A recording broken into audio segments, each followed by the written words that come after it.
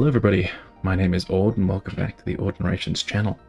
Today we're reading chapter 2 of the McDonald's parking lot update. So, I guess we'll make a start. If you haven't seen part 1, there'll be a link to it in the description. So, McDonald's parking lot guy update. Today I asked my wife for a brief chat. I was calm and collected. I'm sure my voice wavered a few times.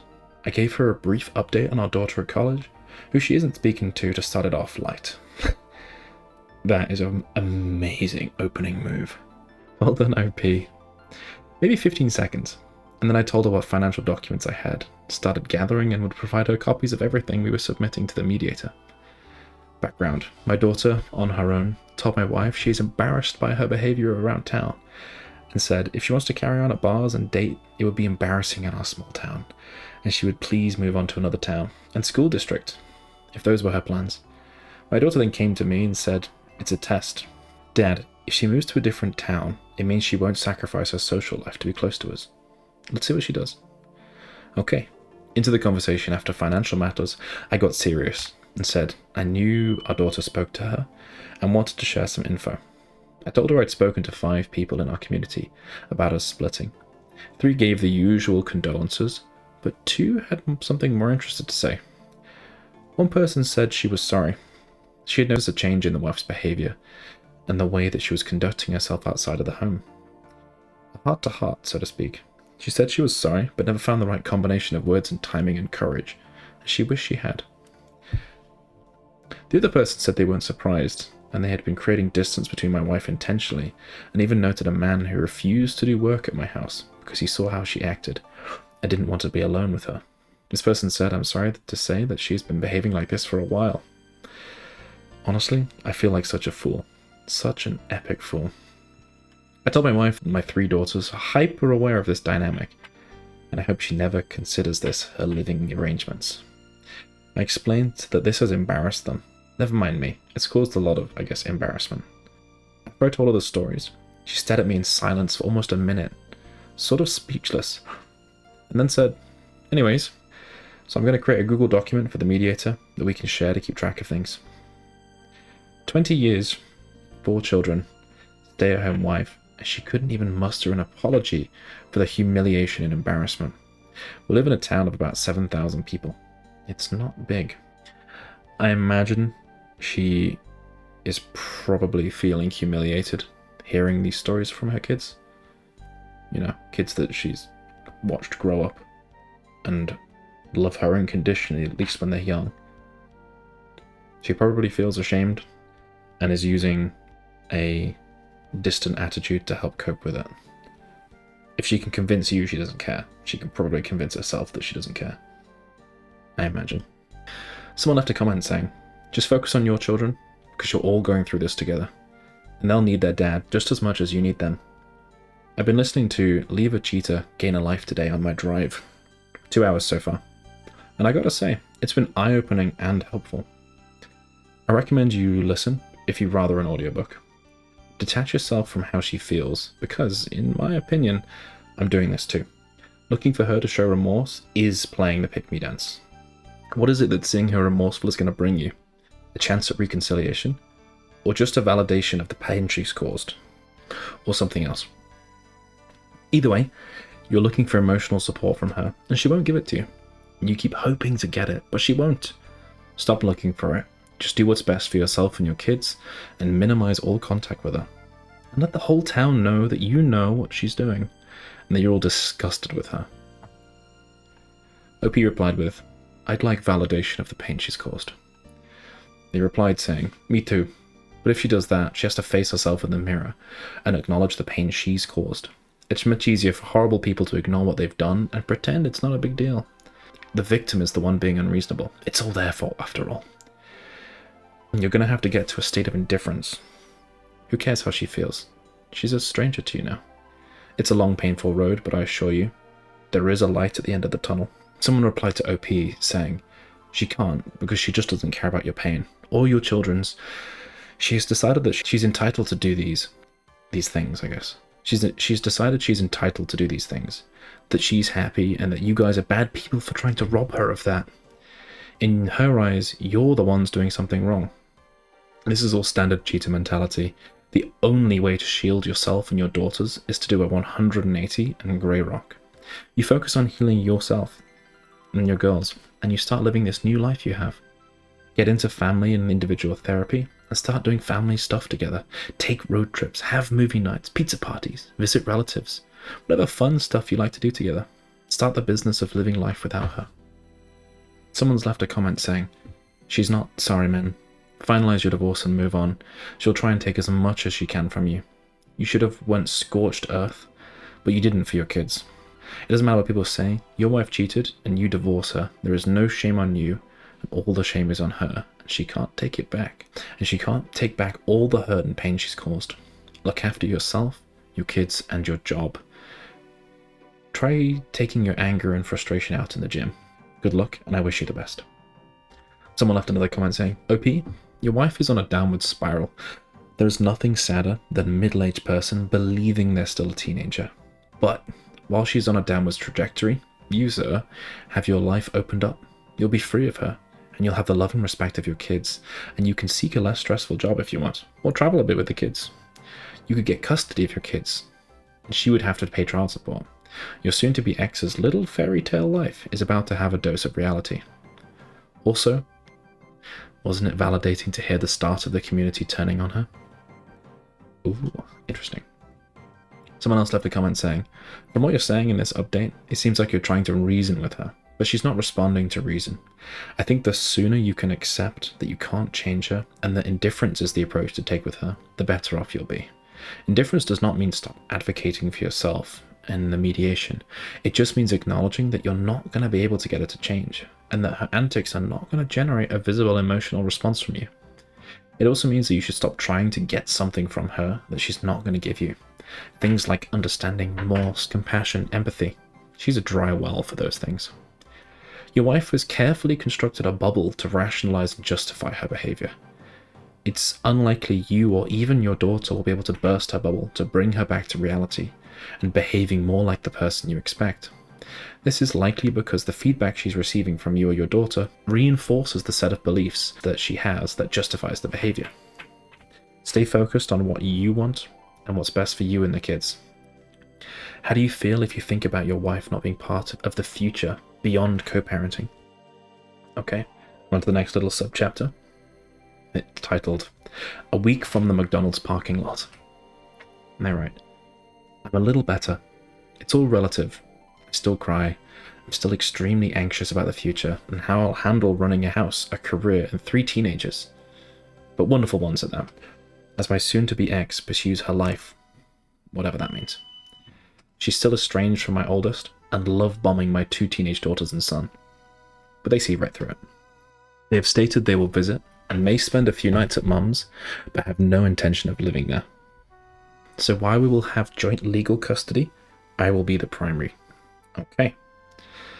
"I've started gathering all the material for mediation.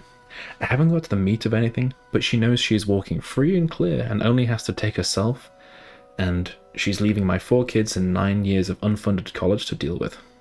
Maybe I'm naive, but I think financially I might survive it." The difference is, OP, is that when you first started this, I think you were factoring in the fact that, like, your wife's spending. If you were the primary breadwinner, we'll say, her antics and stuff will have cost you a lot of fucking money. But after post-divorce, as much as it's a lot of money to go through, you'll have more liquid each month because she won't be burning it going on dates, I guess, and tennis. It's amazing how much money that shit costs. They continue, "I'm mourning the hopes and dreams. I'm worried because I think my soon-to-be ex will be present with the kids at first, but constantly lose herself in her social life. She's done it a dozen times in our 20 years together, and I just don't see how she'll break that pattern. I worry my kids won't see her as much of her as time goes on, but not only does it hurt me to think they'll lose their mom, but I'm genuinely scared how I'll fill both roles. I'm like supposed to have a career too, which I've ignored since this all went down. I'm down 30 pounds, starting to do some strength training. It's funny, I was walking the dog and we have 2 ways to the house. One is a really steep hill no one walks up, and a gentler one. I'm like, give me that fucking steep hill. I want the pain. I've also noticed that I'm thinking more about all of the really shitty, hurtful things my wife did over the years, and less about the things I'm gonna miss. My wife has a very friendly way of saying hi. Everyone who knows her is instantly charmed by the way she's outwardly excited to see them. Even over the years when I felt so intentionally alienated from her, she'd give me that hello and I'd be smitten again. Well, the other day, she used it on me, and I swear it smacked me in the face, and it took 20 years to realize that it's fake. It's just a voice inflection she found effective. All along, I thought there was love and warmth behind her wonderfully sunny disposition. Now I know I was a fool, but I'm a fool no longer. Someone left a comment saying, "Congratulations, you're finally seeing the accurate version of your wife." The hard part is done. You have navigated through the darkness of emotional confusion, and against all odds, found enough light to see the painful truth. You have indeed chosen option 2, and I'm excited to watch your amazing progress towards a new life, full of authentic love, respect, and loyalty. Keep her in your rearview mirror, and you'll think less and less about her. Also, a point of fact, a deceived person is no fool, just a good trusting person that's been taken advantage of. Keep us updated, my friend. Someone else left a comment saying, "Hi man, glad to read from you again. That's cute. Does your soon-to-be ex-wife still want that million to walk away free? Did you talk to a lawyer to see what can be done? Because I still read about the mediation. But not if you talk to a lawyer about this." Well, about the college unfunded, can't you make it at least that she pays for part of it? Because it seems like she doesn't care for her children even now. She only cares for her money. Hers and the one that's being asked from you, and social life. And if it is true what you wrote, at first, she'll be around in touch with her children, and then start to be absent little by little, changing them for her social life, until she just disappears from their lives. You know when she will come back to ask for forgiveness? That'll be when she runs out of all the money spent in her social life, or when she's older and needs care, or she gets a difficult illness and wants help from her children. If she didn't care about them and abandoned them to their fate, and doesn't even want to support their education, then let your children ignore her when she comes back crying, asking for help. She doesn't deserve forgiveness. She doesn't even deserve to be called mum. Man, for what you have been through, do you still think you need her to help educate your children? I don't think so. You just have been doing an excellent job, and your children knows. That is why they want to stay with you. You will be an all-terrain dad. That's cute. And they know that they can count on you forever, and they know they can't count with her, with their mother. Sad, but true. Good luck. Please try to check how you can't pay your soon-to-be ex-wife that sum of money that she is asking in the custody agreement.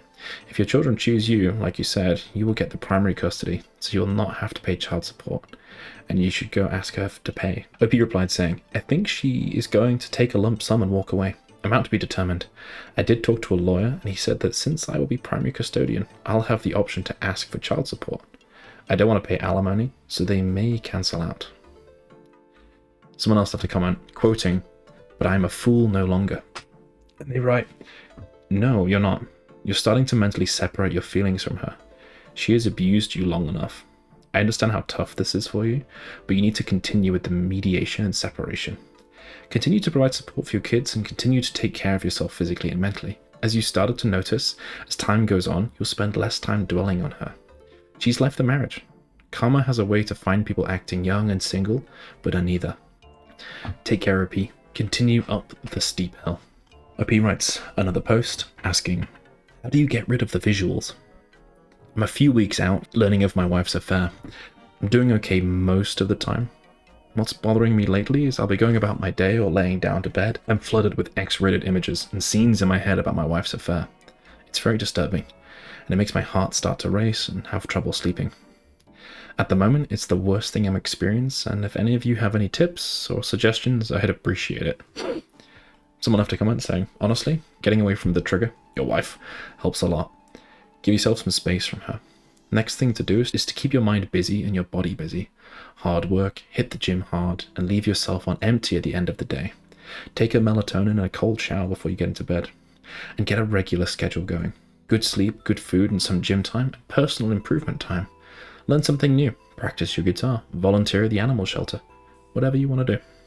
Stay away from drugs and alcohol. Set the narrative with your friends and family. Let them know what is going on. Your friends will carry you through the tough times. Just don't go out and get drunk every night. That leads to its own issues, because that's what I did. Cheaters are very good at making lies of omission or trying to place blame elsewhere. That's why I suggest you let your friends and family know as soon as possible. She will try and steal friends by making you out to be the bad guy. This isn't a place anyone wants to be. Good luck with your choice. Someone replied to this saying, this comment is underrated. It'll take time, but you can get through it with these suggestions and other things that were mentioned. I'm a year and a half from separation and 2 months from divorce, but it still bothers me. I've deleted every photo and try hard not to dwell on anything related to the cheater. Someone left another comment saying, I still have visuals and nightmares about the cheating my wife did over 10 years. Plus the fact that she never stopped cheating, so I never healed, and it's fucking destroyed everything about me. I cannot get it out of my head. There isn't a day that goes by that I don't cry. There are triggers every single time I go outside. If I'm not sleeping, I'm thinking about it. If I'm sleeping, I dream about it. So I wander the earth. I sleep maybe an hour a day. I don't eat but once a day. I can't stay out of my own mind. I lost everything and everyone because of it. I've been to therapy and hospitalized multiple times. I've also taken my fair share of medication, all for no help. I struggle to comprehend what happened. I have nothing. I have been nothing for years. Someone replied to this saying, I'm incredibly sorry. I've been where you are. When it began appearing in my dreams, I knew it was time to leave her. I know you are having trouble letting go, but I'll still mention my experience if I may. I used to cry every day after I found out about the betrayal, just like you. I never shed a single tear after I left my ex. The immense relief I felt was amazing. The world became brighter that day, and I've never regretted it, even for a minute. I wish you the best. Someone left a comment saying, there's something called cognitive behavioral therapy that therapists teach, but kind of the fundamental rules is to distract yourself from the issue. Right now, the mental images are affecting you, so doing something to reroute your attention, like reading, writing, a hobby you enjoy, or meditation, etc. It sounds like the most basic thing, and initially comes across as kind of trite. But once you reroute your brain enough, it becomes second nature, and the emotions start to dissipate. I've used it a lot, including with my ex, and it's my go-to now. Someone replied saying, this journaling really helped me with wanting to reach out to my ex. Every time I feel the urge to tell him something, I just turn to my journal. Now it's become a habit, and I find myself wanting to reach out less and less. It's good to hear. OP made another post titled, Ugly Trigger Today in Front of the Kids. It reads, I was at lunch today on a road trip with my daughters, and one of them asked me a question. I knew I had the answer on a text chain with my soon-to-be ex-wife. While scrolling to look, I scrolled past at least 5 lies about where she's been that night over the past 2 months. I don't know why, but it really kicked my ass. Anything that reveals the completeness and totality of the betrayal is still very impactful on me, and I had a hard time pulling myself together, and my girls noticed. It sucked. I would rather rip up 100 bills in a cold shower than get back to my wife. She was neglectful and in many ways cruel in our marriage. But I loved her, and the total and complete betrayal is just simmering inside me. Someone left a comment saying, she stopped being your wife when she stepped down. She's just the mother of your children. Delete the thread with her completely. Send her a co-parenting app and say I will only accept your calls if it's an emergency. I hope we can co-parent with minimal contact. Goodbye. And then text her the co-parenting app and be done with her. She is complete trash. The OP replied saying, do you suggest a co-parenting app? And the person replied saying, yes. You can also communicate through emails, keep the communication to the minimum, and if she tries to talk about other things or tries to talk about other things using as a pretext your kids, stop her and don't follow her. Just remind her that it's only kids and nothing more. Tell her, you are not my circus, not my monkey. About the app, you can ask a lawyer or some Redditor which one they recommend. Someone else left a comment saying, hi OP, it is too soon to not expect to be free of triggers. The good thing is that your daughters were there with you and they can help you heal. Maybe you are ashamed to let them see this part of you, but you shouldn't be. Be safe, bro, and if you need to cry, then cry. Let every drop be that sentiment from your soon-to-be ex-wife that leaves your body to never return. You'll be better because you are a better person. Let the affair partner start to know the true her. That is your soon-to-be ex-wife. It is now his problem, not yours. Well, it'll stop being yours on October 1st. So, give time to heal yourself, let your kids help you, and let the kids know what kind of damage their mother did to you. Good luck, man. Alrighty, that finishes off the second chapter. As I said before, The link to the first one will be in the description. If you enjoyed this video and want to see more, hit the subscribe button to make sure you don't miss parts 3 and 4. So, what do you think OP should do? What would you do in OP's shoes? Let me know in the comments. Alrighty, we will have to finish death today. Thank you very much for listening, and I'll see you in the next one. Bye-bye.